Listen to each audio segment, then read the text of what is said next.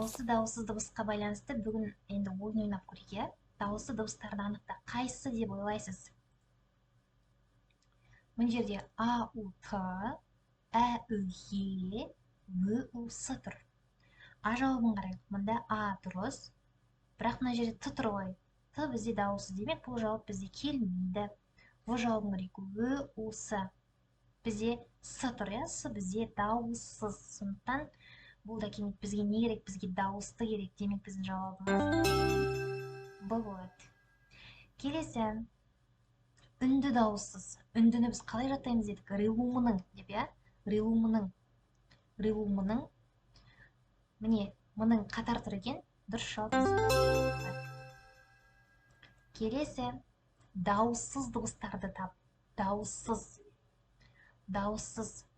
Бізде мынау тұрады. Әрине шатасу үшін бізде У тұр. Удың білесіздер қызметі әртүрлі болып отырады, не? Жауап дұрыс. Келесі, қысаң дауысты дыбыстарды көрсет. Бізде ашық дөңгелектер дедік, иә? Ашық дөңгелектер. Ал қысаң қандай болады? Қысаң бізде фигуралар әртүрлі. Мына мысалы мына жерде тұр. Ә, Ү, Е. Мына екеуі дөңгелек, бірақ ортасында тұр. Бізге ашық қысаң араласып кеткен. Мына жерде де солай. Мына жерде Е тұр. Е бізде дөңгелек. Бұл бізде ашық. Демек бізге қысаң керек болса, дұрыс жауап А болады, иә? Келесі, ұяң дауысты дыбыстар. Ұяңды біз қалай едік? Б, В, Г, Ғ, Д, Ж, З дедік, иә?